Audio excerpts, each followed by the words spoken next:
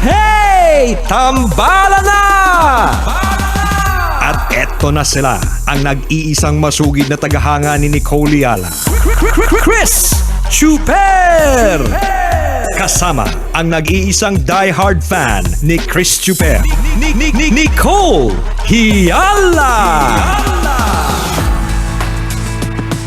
Mula sa Mahiwagang Burnay, ang kwento.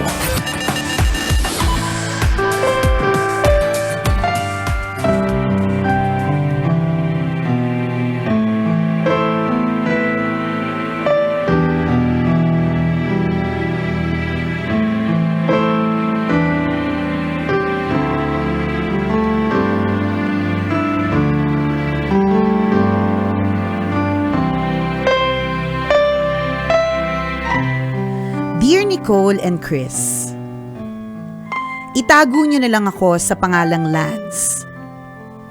Sumulat ako to air my frustration towards the people around me. Nakakapagod na kasi sila. Baka sakaling mapakinggan nila ito at maliwanagan sila kahit paano. Bata pa lang ako, mapagdikta na ang mga tao sa paligid ko. Kapag lalaki daw, dapat ganito ang kilos, ganyan ang salita, ganito ang mga laruan. Pagdating ko ng high school, dapat may crush akong babae. Pagtungtong ko ng college, dapat daw may girlfriend. Ngayong nagtatrabaho na, kailangan naman daw akong mag-asawa. Sayang naman daw kung hindi ako magkaanak dahil may itsura ako. Sana simpleng kumusta na lang yung tanong. O kaya, pansinin yung magagandang nagagawa ko, gaya ng pagkakaroon ng stable na trabaho at pagtulong sa pamilya. Nakakainis na kasi yung mga tanong na mapagdikta. Nakakainis na tuloy pumunta sa mga family gatherings dahil sa mga walang katapusang tanong na ganito. Hindi ko maintindihan bakit pinagpipilitan ng iba yung paniniwala nila sa ibang tao. Hindi ba nila alam na iba't iba ang purpose ng bawat tao sa mundo? Yung iba nakatadhanang mag-asawa at magkaanak. Yung iba naman, magkakaasawa lang pero hindi magkakaanak. Meron namang magkakaanak pero walang asawa. Yung iba naman tumatanda at mamamatay ng mag-isa. Yung iba, Becky, tulad ko. Bata pa lang ako, alam ko na. Pati family ko siguradong alam din. Hindi naman ako nagdadamit babae pero may partner ako at may mga plano kami sa buhay. Wala sa plano kong mag-anak dahil hindi naman ako magbubuntis. Sana sa pamamagitan ng sulat ko matutunan ng mga concerned citizens na iba-iba ang definition ng happiness ng bawat tao. Hindi lahat dream magkaanak. Hindi dahil single ang isang tao, malungkot na siya. Pwedeng yung goal mo, hindi ko goal. Find your joy, and when you see others find theirs, be happy for them as well. Salamat Nicole and Chris sa pagbasa ng aking sulat. Ang inyong tambalerina, Lance.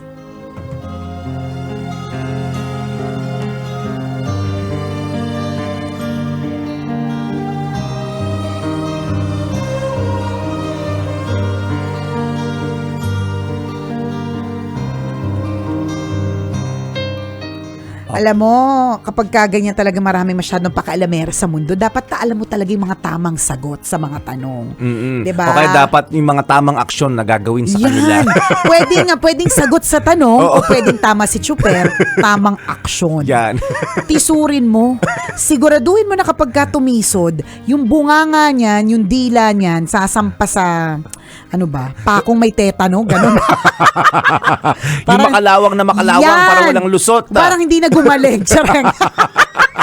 Nakakainis talaga, no? Gets ko si Lance, yung ating tambalerina si Lance, na some people talaga, napakataklesa, hindi nag-iisip kung makakapanakit. Diba? Tas, feeling ko parte sila ng organisasyon, ng asosasyon ng mga pakialamera chismosa. Yan. Dumarami nga sila na dumarami. Dumarami nga. Araw-araw ang dami nag-volunteer, Sobrang partner. intindi na nga. Nag-join. Hirap na nga kaya gumagawa na sila ng mga chapters per barangay. Kasi hindi na kinakaya ng isang organisasyon lang siya. Kailangan may mga chapters na ite. Yan. So alam mo, Lance, sa totoo lang, gets namin your point. Kapag ka sinasabi mong this is a panawagan. This is a panawagan. Ang arte, kala mo payat. This is a panawagan, 'di ba, sa mga iba na huwag masyadong pakialamera. Na tama ka naman sa sinabi mo.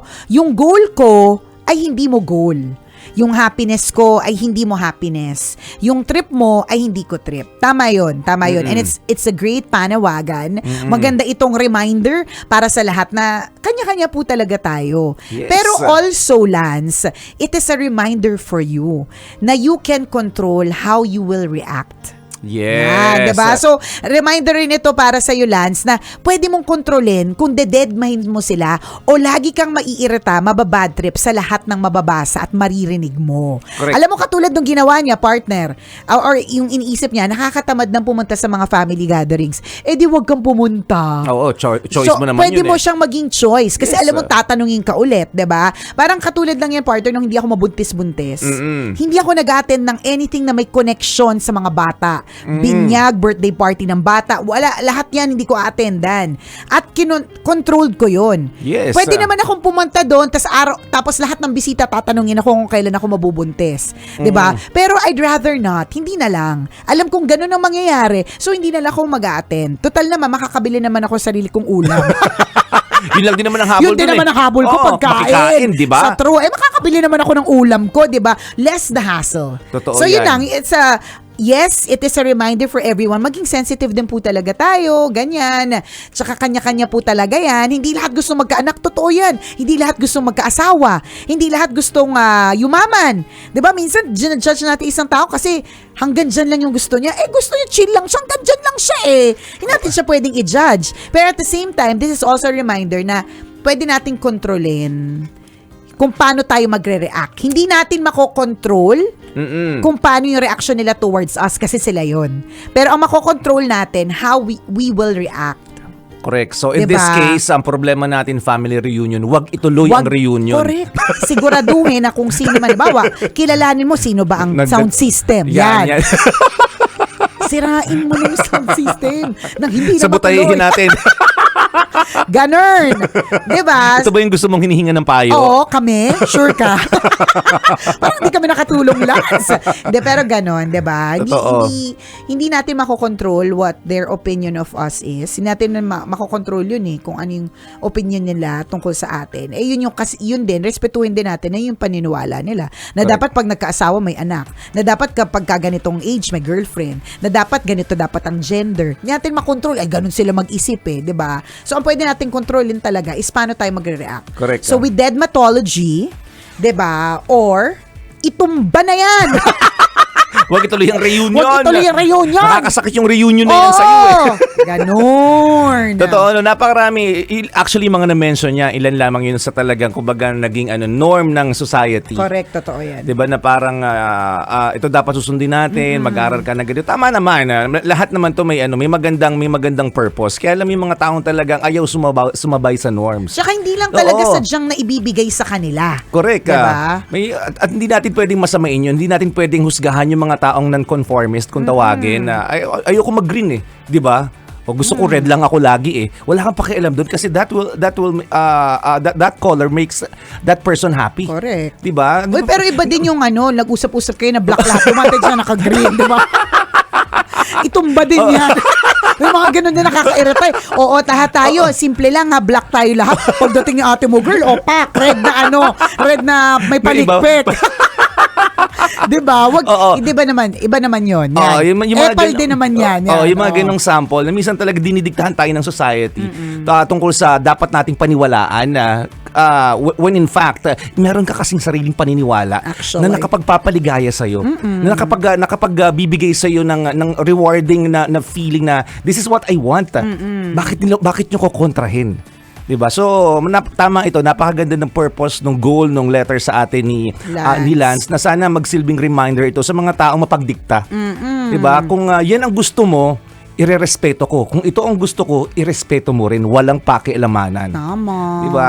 So sana matutunan natin 'yon na in the process, 'di ba? In the long run na pag gusto mong magsuot ng headband, huwag mo sabihing pangit, 'di ba?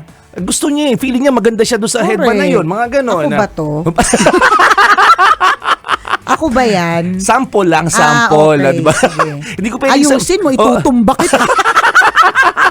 Kasi Yeah, totoo totoo yan, yan. hindi natin pwedeng sabihin na, alam mo, partner, huwag ka magsuot ng Oo, headband. wag Hindi talaga. ko gusto. Oo. Ako ba yung nagsusuot ng headband? Hindi naman eh. Ako ba yung, ikaw yung nakakaramdam ng ligaya every time na suot mo yung headband na yan eh. Tama. Sino ako para kontrolin yon? Sa true.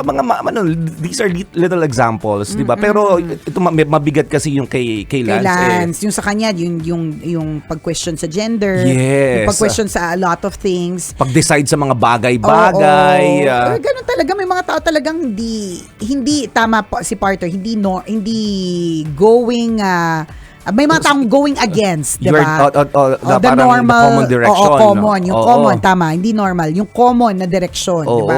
Oo.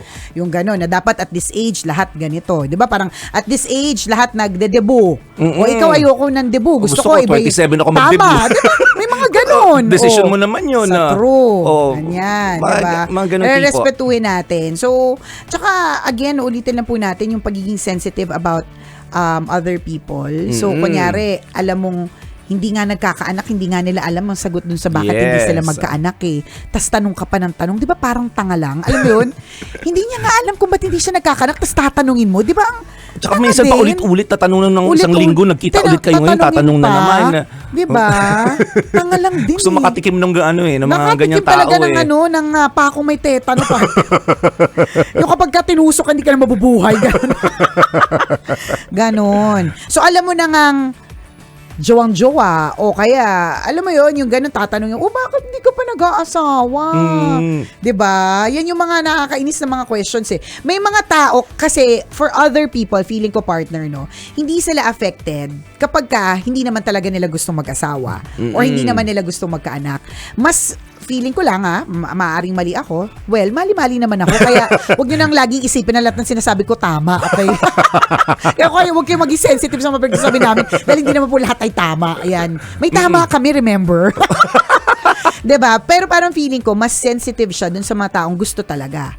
So kapag ka tinanong mo yung taong gustong mag-asawa, na gustong-gusto, juwang-juwa na, asawang-asawa na. Tas walay pa. Ang sakit nun sa kalooban eh. 'Di ba? Para sa taong gusto magkaanak pero hindi pa nagkakaanak, walay pa. Ang sakit nun, tas tinatanong mo pa. Correct. Tas tama ka, partner, kinulit mo pa. Pa ulit-ulit kayo. Hindi Nakita ka mo naman- ang dami-daming tigyawat. Kaya Ang dami nga niya eh. nagastos tagyawat niya. Pagdidiinan mo pa. Diba? Hindi ka makinis Nakakasakit today. yun, Diba? diba? Mga ganun. Umaaray ako pag ganun eh. Ikaw ba to? Ganyan. Correct ka. Diba, paniwalaan din natin, no? Intindihin din natin ng tao may kanya-kanyang vocation. Diba? Kanya-kanya tayo ng calling. Iba-iba talaga Oo. tayo. Tapos, kung halimbawa nga, ang isang tao naman ay magbago, respetuhin din natin. Yes, Huwag nating isipin, ay, nagbago. We, Oo. babalik din yun sa sa mga mali niya mga paraan. Parang katulad ng mga na imprison. 'Di ba? Sana mabigyan sila ng chance ulit paglabas nila. Huwag yung iisipin mo, hindi na nagbago yan. 'Di ba? Lagi na lang ganyan yan. Yung ganon. Ang dami nating opinions, mga kabisyo. Tayo mismo, hindi naman tayo perfect. Correct. Mahilig tayong makialam sa buhay ng may Oo, buhay. hindi mo naman ikayayaman. Totoo. Hindi mo ikakadagdag ng ganda, di ba? Nangingialam ka ng bongga-bongga. Hindi mo alam, nangingialam ka, ang dami mong tanong, hindi mo alam, nakakasakit ka. Totoo. Di ba? Saka mahilig tayo, aminin natin, marami tayong guilty dito. Mahilig tayong mamuna ng buhay ng ibang tao, pero yung sarili mo, hindi mo mapuna-puna. Correct. Na kung tutuusin, mas marami pang dapat ayusin sa buhay mo kumpara doon sa taong pinupuna mo. Excuse me, mas marami kang chismis sa mukha. Oo. Di ba? Ganon lang yun, Oo, kabisyo. diba? Ha? Thank you, Lance, for sharing your story with us. At kung ikaw ay merong kwento na gusto rin i-share sa amin, pwede mo kaming i-email. Send your stories at Mahiwagangburnaystory@gmail.com. Mali mo kwento mo na ang ating pag-uusapan sa mga susunod na araw. Kaya send mo na yan, kabisyo.